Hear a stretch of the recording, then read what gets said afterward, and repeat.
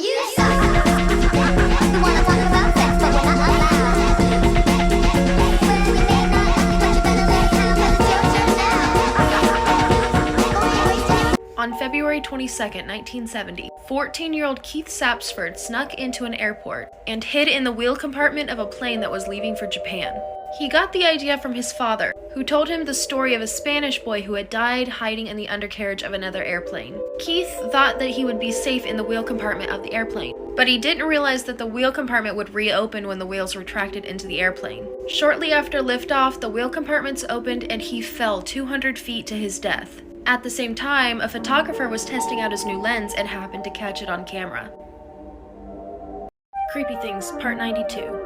In 2010, city officials in Tokyo went to congratulate the oldest man in the city on his 111th birthday, only to find him dead. Upon investigation, they determined that the man had died 30 years prior, when he had confined himself to his room to become a living Buddha. His family left his mummified remains in his bed, while they collected his pension of over 9.5 million yen, or about 109,000 US dollars. In 1986, 1.5 million balloons were released into the atmosphere and it ended in tragedy.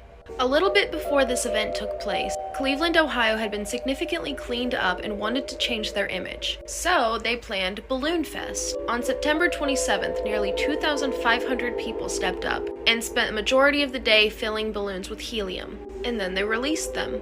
The organizers of this event expected the balloons to deflate while still in the air. But due to a cold front in the area, the balloons stayed inflated but still floated down to the ground. This caused a ton of car and motorcycle accidents as they were distracted by the balloons. Possibly one of the saddest casualties of this event was 2 men who went out on a boat to fish the day before. Because there were so many balloons descending onto the water's surface, search parties were unable to look for them and their bodies washed up on shore 2 days later. Creepy Things, Part 91. In 1867, Caroline Walker tragically passed away from tuberculosis. This lifelike headstone was constructed to honor the 16-year-old. This young lady must have left quite an impression, because for the last 148 years, the same bouquet has been left under the arm of her headstone. Think that's creepy? Download this app for more creepy stories. Here's an interesting fact you probably didn't know about. Alcatraz was the only federal prison at the time to offer its inmates hot water showers. The prison staff reasoned that since the prisoners had gotten used to the hot water showers, they would not be able to withstand the freezing waters of the San Francisco Bay during an escape attempt. Bugs Bunny actually saved someone's life. Real quick though, go follow my Snapchat. In 1961, Mel Blanc, who was Bugs Bunny's voice actor, got into a horrible accident that left him in a coma. For a while, his doctors were completely unsuccessful at getting any responses out of him, until his neurologist decided to try something new. Instead of addressing Mel Blanc, he asked Bugs Bunny how he was doing. To everyone's surprise, Mel Blanc replied in Bugs Bunny's voice. It still took 7 months for him to fully recover, but his doctors were basically able to use his character to guide him out of that coma. This popular tourist attraction has killed over 8 people.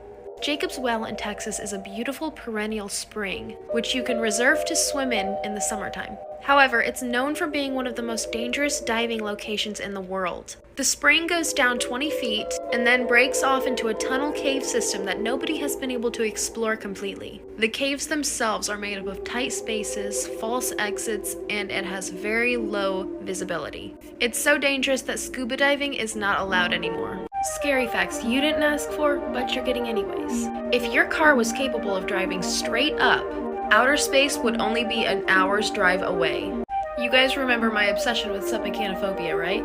Well, I saw this on my For You page. If I saw this underwater, I would burst into flames in spite of being a... I may have done some searching and found footage of that statue. This is literally the worst thing I've ever seen. Out of all of the animatronics and statues that I've ever posted, this one might just be the worst. Also, look how deep it is inside there. And there's an eel.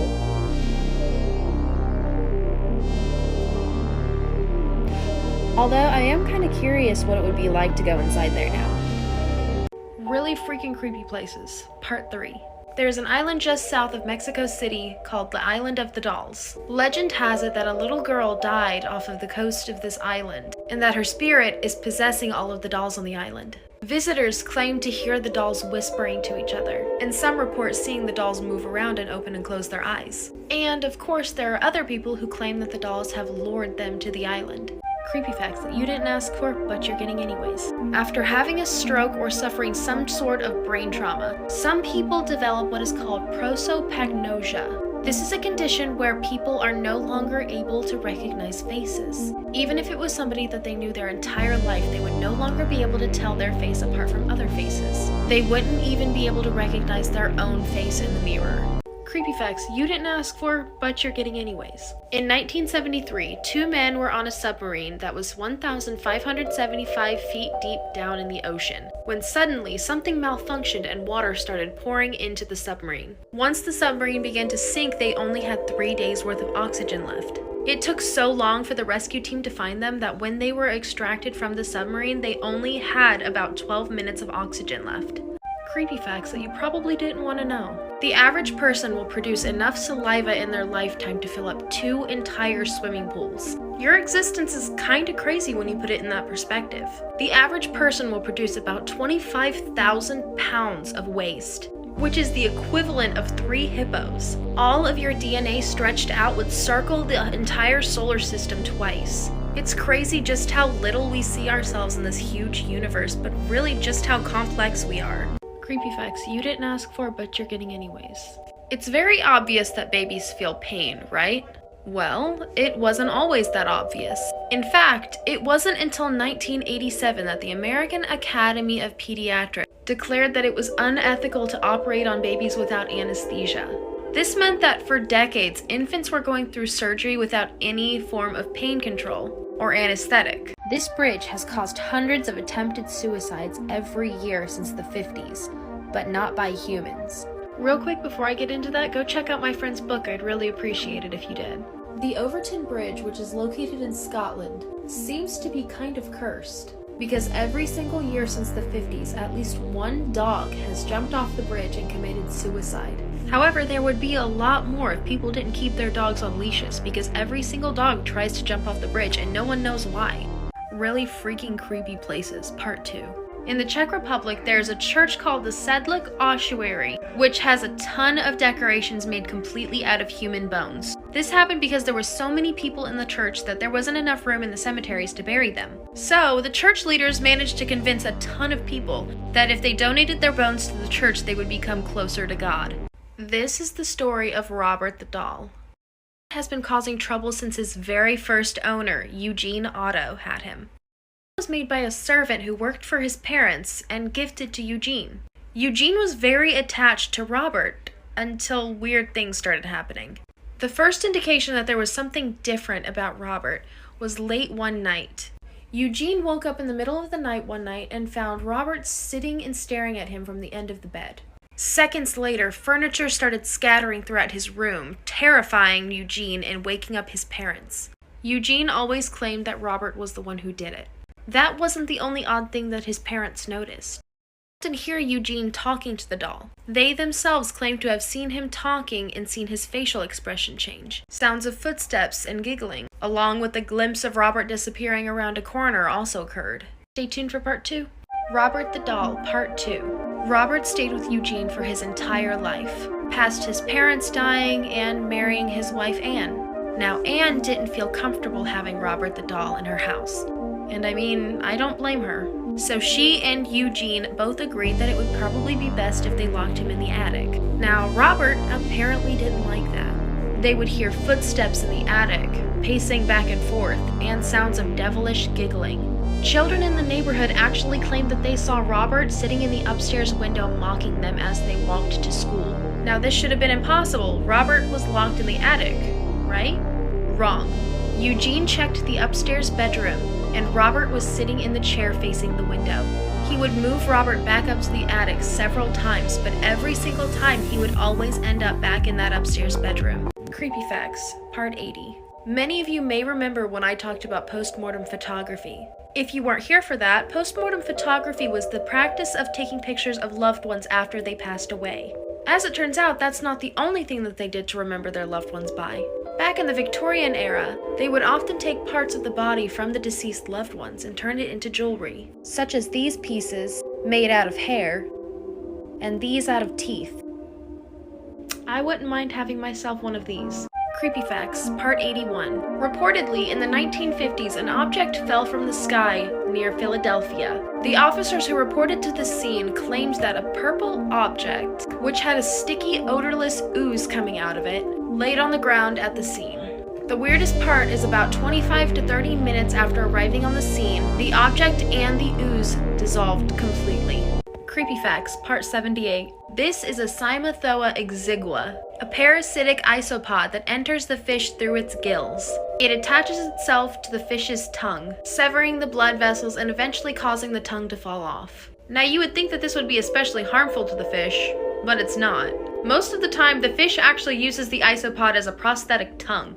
This car cost 180 people their lives, and Ford didn't do anything about it. This is the defective Pinto model car, sold by Ford in the 1970s. This model car was planned out in a hurry. The production planning phase was a mere 25 months, compared to the normal time span of 43 months. During its first year of production in 1971, Ford sold 330,000 of these cars, making it one of the top-selling cars in that decade. It was later discovered that these cars had a serious defect, where it would blow up if its gas tank was ruptured in a collision. The worst part is Ford knew this.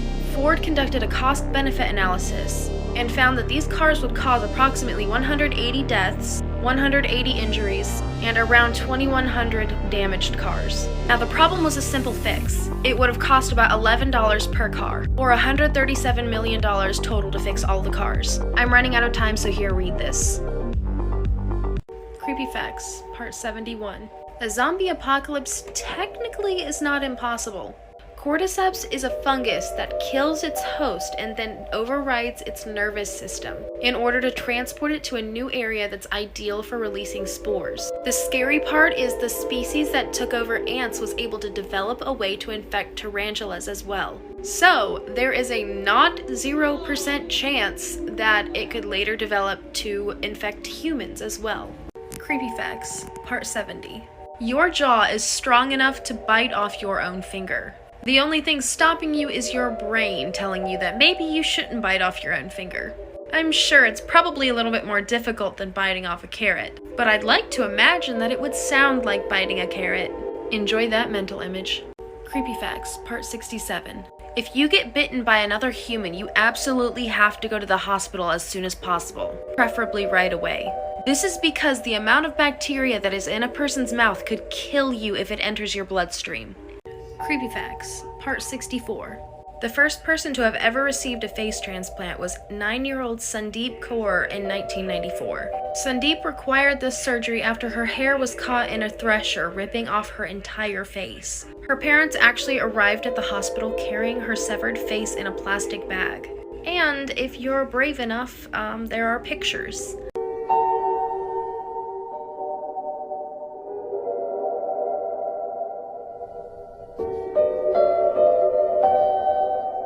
Creepy Facts, Part 59. There is a known cannibal in Japan right now who is allowed to be a free man despite his expressed desires to kill again. In fact, Issei Sagawa has even profited off of his crimes. After killing, dismembering, and devouring Renee Hartvelt in 1981, Sagawa has appeared in documentaries, cooking shows, game shows, became a public speaker, published books, and even appeared in movies, including porn. The only justice this man was ever served with was later on in his life where he had to go through a gastrotomy, which is the removal in part or in whole of the stomach, rendering him completely unable to eat.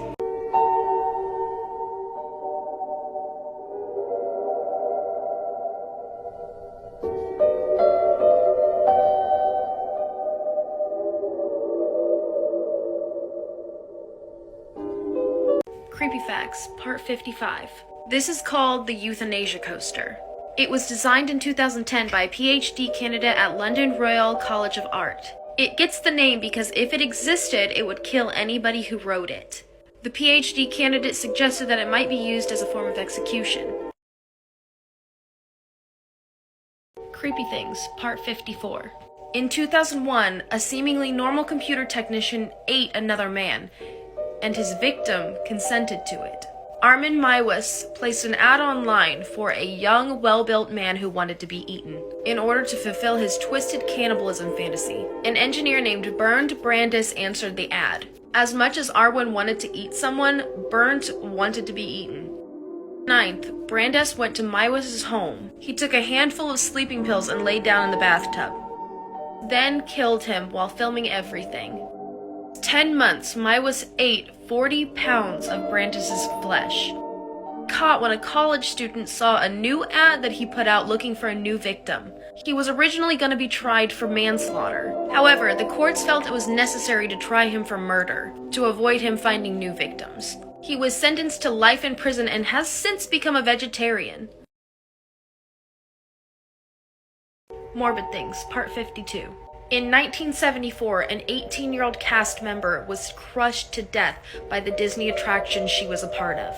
She was working as a hostess on the newly opened America Sings animatronic show, which was operated on this rotating stage. The stage was separated into 6 different scenes, and when it was time to change scenes, that section of the stage would rotate into the audience's view. The cast member accidentally stepped too close to the rotating stage and the non-moving wall and was crushed in between them.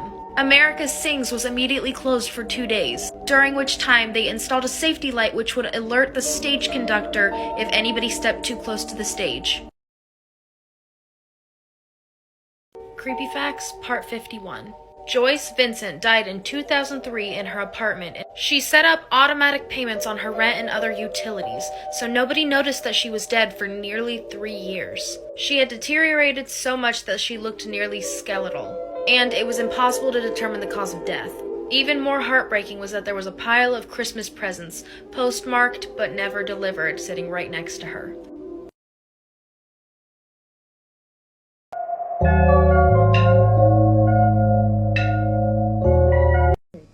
You should talk often with the old ones of your tribe. That is the only way to learn. I'll get you a hot drink, miss. Some dry clothing.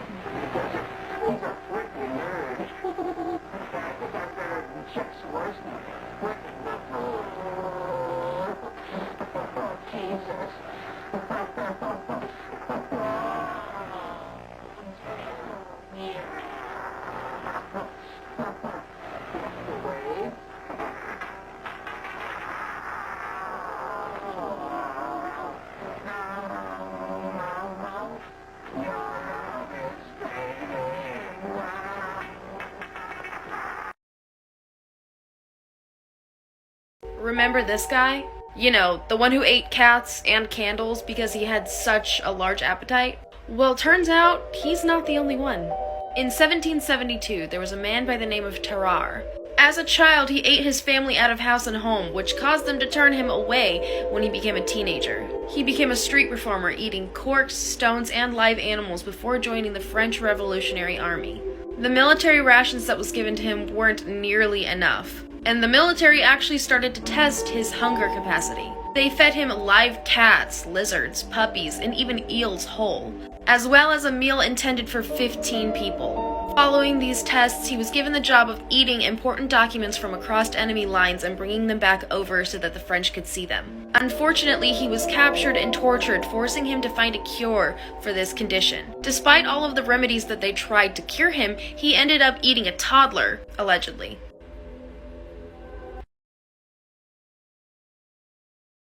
The Rebirthing of Candace Newmaker, Part 1. This is the heartbreaking story of how a 12-year-old girl was killed during a controversial therapy treatment. Jean Newmaker adopted Candace when she was 5 years old. For years, Jean tried to bond with Candace, but Candace showed no signs of forming any attachments with her or anything else around her for that matter. The girl showed signs of reactive attachment disorder, playing with matches and even killing her pet goldfish. For years, Jean took Candace to many therapy sessions to no avail. Then, in 2000, Jean heard of an intensive form of therapy called Rebirthing, offered by a therapist in North Carolina. This treatment was a 2-week-long intensive therapy session, costing the mother $7,000. Deciding the price was worth it, Jean took her daughter to North Carolina and began this 2-week-long session. Candace started showing improvements during week 1, but the worst was yet to come in week 2. The Rebirthing of Candace Newman, Part 2. After a week and a half of working with Candace, Connell Watkins decided she was ready for rebirthing. Now, it should be established that Connell Watkins was an unlicensed psychotherapist who was operating this therapy out of their basement.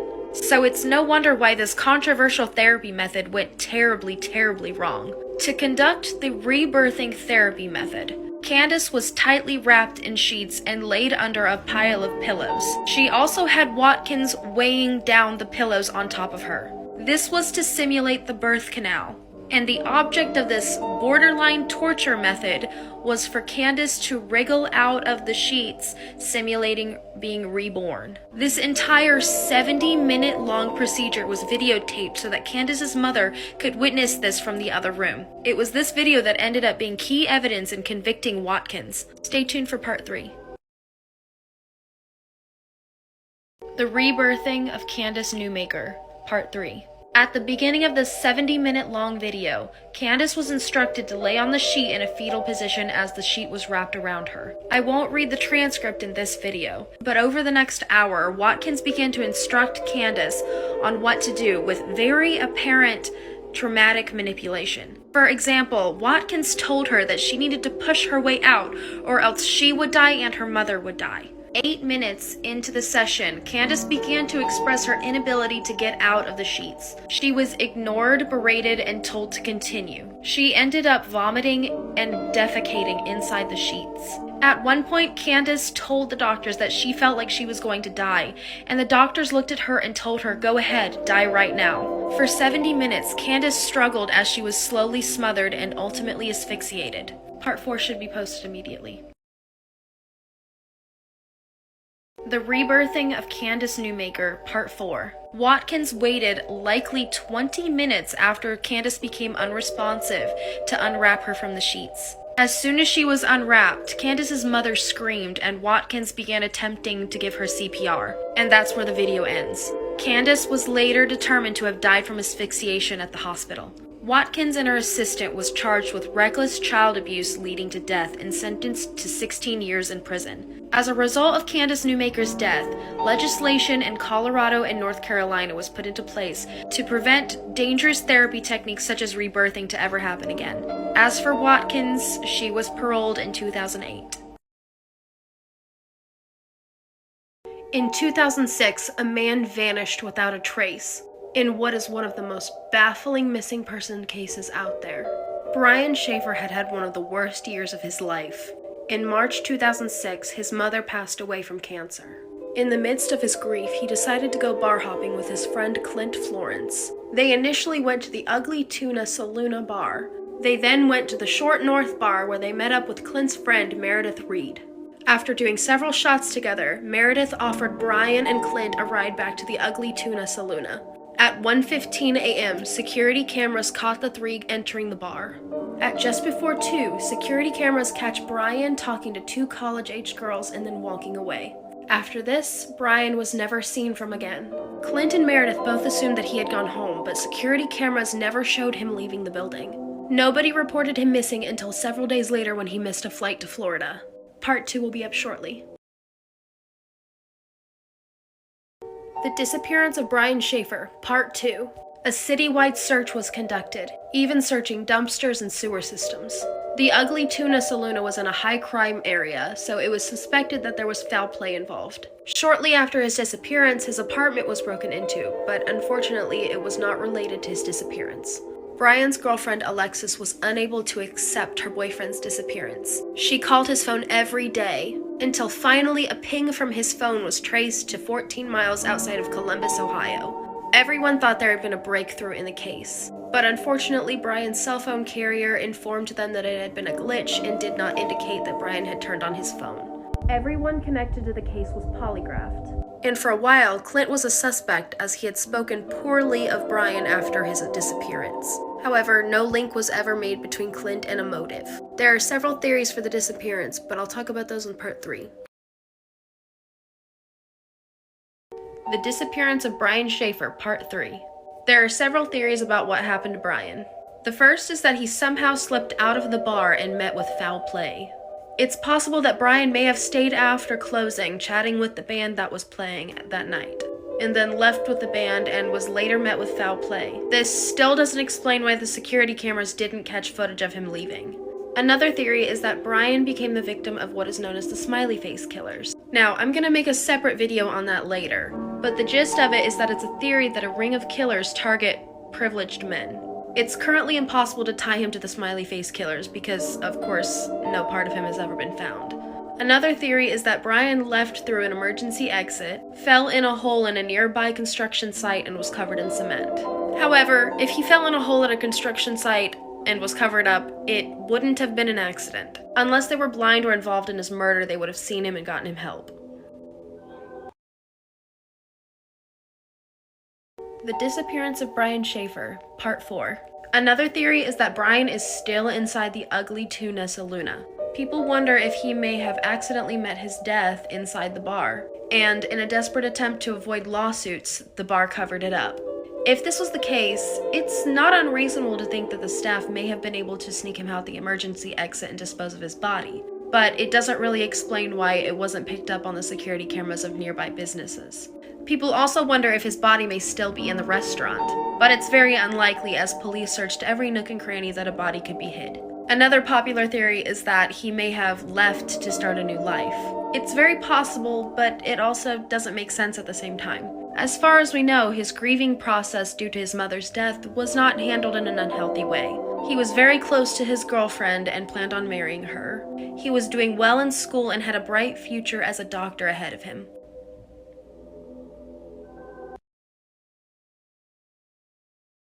Creepy Facts, Part 45. In 1833, there was a cholera outbreak in Guanajuato, Mexico. To prevent further contamination, many of the bodies were buried immediately. Facial expressions of many of the mummies, like the one I'm posting on my Instagram, it is thought that many of these bodies were actually people that were buried alive, creating the so-called screaming mummies. Creepy Facts, Part 44. In 2009, a man named John Jones set out with his family and friends to explore Nutty Putty Cave in Utah. He went further and further into the narrow cave and eventually reached a point where he could not turn around. He actually became stuck upside down in the far end of the cave. Rescuers tried to save John for 27 hours, but they were unable to get him out of the cave due to all of the right angles of the cave. They attached an IV to his leg and fed him drugs to keep him calm, but he eventually died due to suffocation and heart failure. Creepiest Stories of True Crime, Part 6. John George Hay was a serial killer in the UK during the 1940s. He thought that he could avoid getting caught if there were no bodies, so he dissolved them in acid. Unfortunately for him, there was still an insurmountable amount of evidence that got him executed. Posting the full story on my second account. Creepiest True Crime Stories, Part 5. Nikolai, whose last name I really can't pronounce, was nicknamed the Metal Fang because he used a pair of fake metal teeth to kill and eat his victims. He often carved their breasts and removed their organs, which he later fried in their own body vat. He also occasionally used an axe, but he would usually drink their blood before dismembering them. He was caught, but then he escaped from custody for 2 years. He was later sent to a mental institution where he remains to this day. Creepiest True Crime Stories, Part something, I don't know which one it is. Gilbert Paul Jordan, also known as the Boozing Barber, used alcohol as his murder weapon. He picked his victims out at bars, mostly indigenous women. He would buy them drinks and encourage them to drink and drink and drink until they passed out. He would then continue to pour more alcohol down their throats. A blood alcohol content of 0.2 would cause them to pass out. Yet many of his victims were found with a blood alcohol content of 0.79. Police investigated him and found that he attempted this 200 times a year for 8 years. They also intervened on 4 different occasions to prevent those women from becoming victims. Jordan was arrested while he was poisoning his last victim, pouring alcohol down her throat as she lay unconscious. Even though he was suspected for 10 murders, he only got 1 charge of manslaughter. He was sentenced to 15 years and only served 6. Creepiest Homicides, Part 1, even though I've technically done this before. Hella Crafts, a flight attendant, was in the process of divorcing her unfaithful husband when she disappeared. For weeks, her husband would give her friends excuses as to why they couldn't speak to her. Several witnesses began reporting seeing her husband driving around in a truck with a wood chipper, claiming that he had been clearing out tree limbs that had fallen on his lawn. However, no tree limbs had fallen on his lawn during that storm. After investigating all of the places that had been reported, police found, well, hella. As it turns out, he had killed his wife, used a chainsaw to cut her up, and used the wood chipper to dispose of the body. He was charged with her murder and sentenced to 50 years in prison. However, the 82-year-old murderer was just released from prison earlier this year. Big yikes.